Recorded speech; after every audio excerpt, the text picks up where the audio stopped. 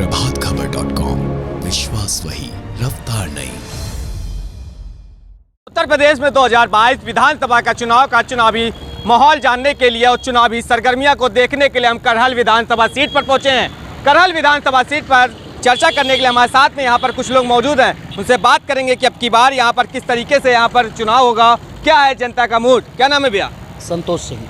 अब की बार क्या मूड है चुनाव का? देखिए, अब की बार मूड पूरी तरह से भारतीय जनता पार्टी के सरकार को हटाने का, परिवर्तन के, क्योंकि भारतीय जनता पार्टी के पास कोई मुद्दा नहीं रह गया जिस पे वो चुनाव लड़े। अगर भारतीय जनता पार्टी से मंदिर और मस्जिद, जात और मजहब का नाम हटा दिया जाए तो इनके पास कोई मुद्दा नहीं बचता है कि जिस पे ये चुनाव लड़ पाएँ।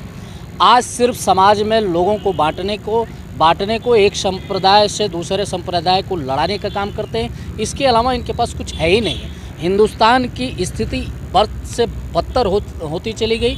आपकी डीजीपी डाउन हो गई। तेल का भाव, पेट्रोल और डीजल के भाव आसमान छू रहे हैं। एक किसान है बेचारा, नमक और रोटी, तेल का भाव 250 से लेकर के 250 हो गया। इनके पास न स्वास्थ्य है, न शिक्षा है, न चिकित्सा है, कोई चीज़ नहीं है।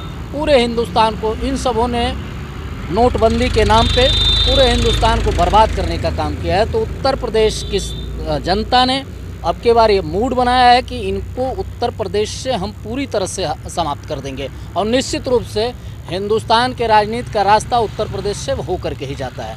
उत्तर प्रदेश में अगर उत्तर प्रदेश के लोग भारतीय जनता पार्टी को रोकने में कामयाब हो जाते हैं तो दिल्ली से अपने आप इनका सफाया हो जाएगा, और इनका सफाया करना निश्चित है। सपा की सरकार आप लोग क्यों बनाना चाहते हैं? सपा की सरकार इसलिए बनाना चाहते हैं कि सपा की सरकार ने नौजवानों को रोजगार देने का काम किया है, 108 देने का काम किया है, 102 देने का काम किया है, स्टेडियम देने का काम किया है, कन्या विद्यादान देने का काम किया है, साइकिल देने का काम किया है, श्रमिकों को दुर्घटना बीमा देने का काम किया है, नौजवानों को रोजगार देने का काम किया है। रोजगार और विकास तो भाजपा भी दे रही है। कहाँ दे रही है बता दो ना। तो आप घोषणा पत्र में उन्होंने दावा किया कि हम दे रहे हैं। नहीं, पकौड़ा तलने को क्या आप रोजगार बोलते हो क्या?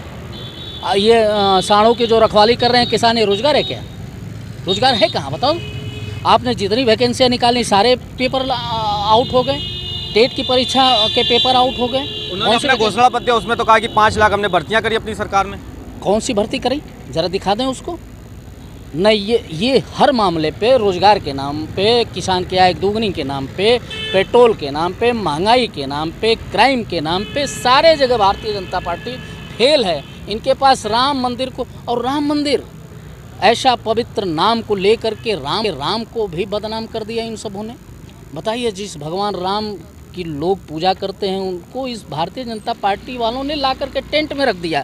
उनके ज़मीन को लूट लिया, उसमें घोटाला कर दिया। आप जरा देख लो, 22,000 करोड़ रुपए का अभी बैंक का घोटाला हुआ है। ये पूरी तरह से सरकार भ्रष्ट है भैया, जुमलाबाजों की सरकार है। ये पूरे तरह से हिंदुस्तान को चौपट कर दिए। हिंदुस्तान में अगर पूरे हिंदुस्तान का खजाना है तो सिर्फ 2 लोगों के पास, अडानी और अंबानी के पास, बाकी किसी के पास कुछ बचा क्या? किस मुद्दे पे चुनाव लड़ेंगे भारतीय जनता पार्टी के लोग? बिल्कुल, और भी लोग बात करते हैं। क्या नाम है? देवेंद्र। किन मुद्दों पर अब की बार चुनाव होने चाहिए? देखिए, मुद्दा की जो चुनाव का है, सबसे बड़ा मुद्दा है रोजगार का, महिलाओं के सम्मान का, रोजगार का, आम जनता की सुरक्षा का, किसान, नौजवान, मजदूर, तमाम सारे समाज के लोग इस समय त्रस्त हैं। इनकी जो व्यवस्थाएं हैं।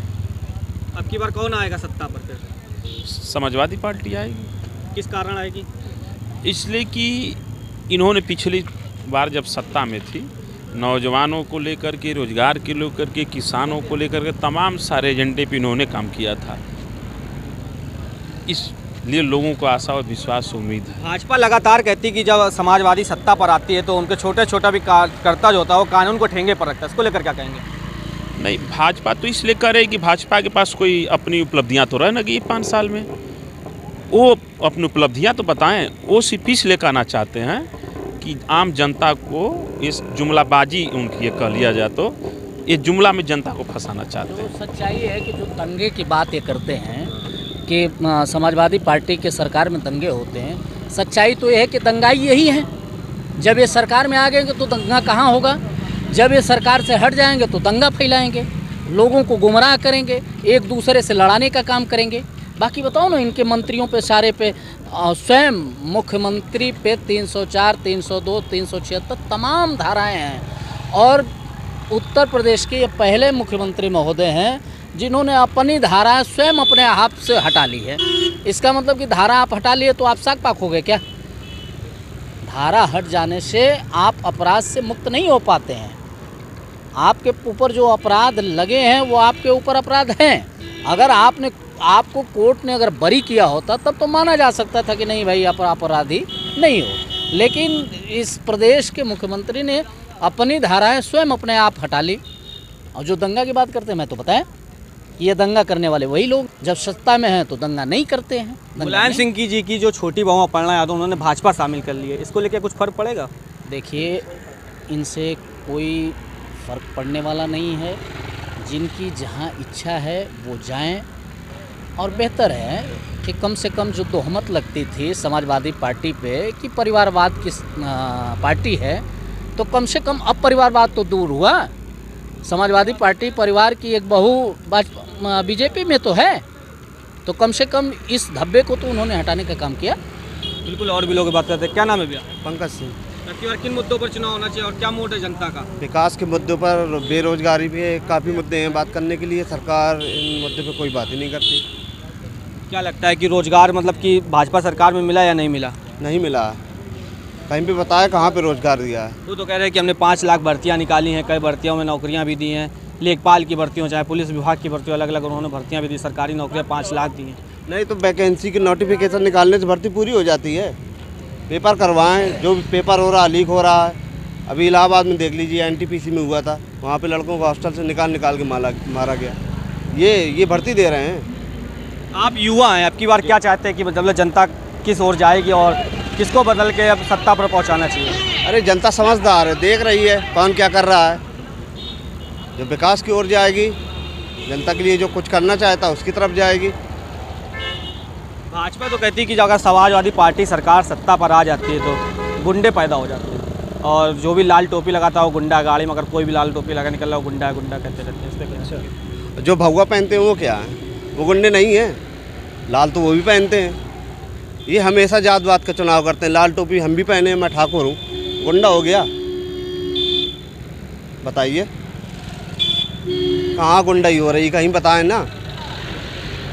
वो इलाहाबाद में हुआ था, वो गुंडाई नहीं थी, क्या था वो?